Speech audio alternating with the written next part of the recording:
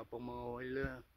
Wala pa yung mga huli ng mga kababayan dito, mga idol, guys. Ayan o.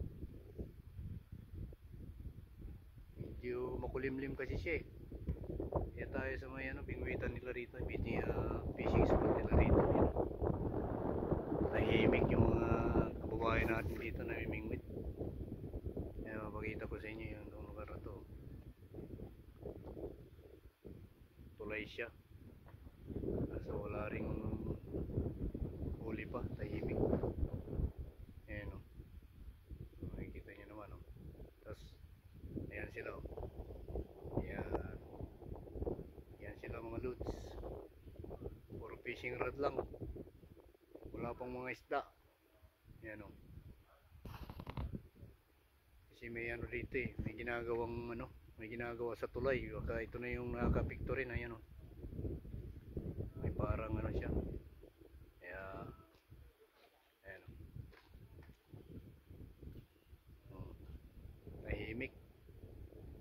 Tahimik pa yung mga namimingwi dito. Ito guys. Hindi pa nagbabite. Low tide pa. Pa-high tide pa lang ngayon. Tapos 12 na ng hapon. Tangaling tapat na rin yung panahon na yun. Tapos malamig pa.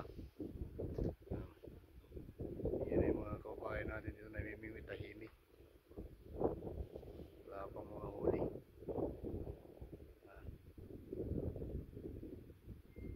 Ayan. Ayan yung fishing spot nila rito.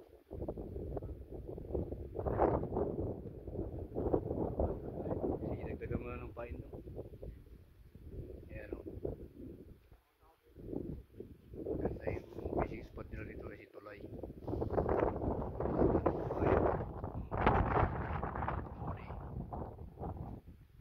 Ayan si kabayan eh o.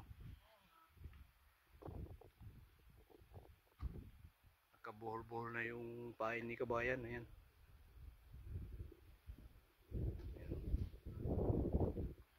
Nakikita nyo naman yung mga malalim na yung tubig eh. Ito yung tulay eh. Ayan. Kulimlim.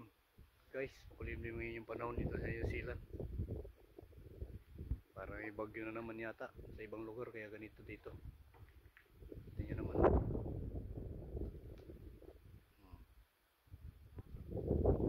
Ayan. Lalagay ng pain si kabayan. Ayun yung pain yan. Pilchards na kung tawagin yan dito eh. Ayan o. Parang tamban. Pain si kabayan. Marami mahuli. Ayan yung mga namimingwit din doon sa kabila kaso wala pa eh. Tahimik pa. Ayan kasi may nagbuhukay dito eh. Ewan ko anong inuhukay niyan. Kaya walang halos kumakagat na isda. Tahimik mga idols. Ayan o.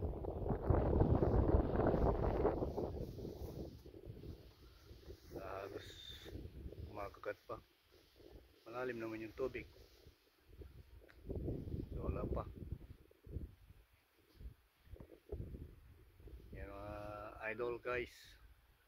Ngayon yung isla o. May isla rin nun eh. Ayan o. Yan yung panahon dito. Makulimlim. Summer na to mga idols. So makulimlim. So salamat idol sa suporta. Patuloy lang suporta pa.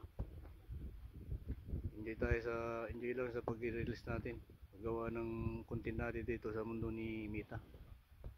Salamat sa support idols and have a good day. Thank you.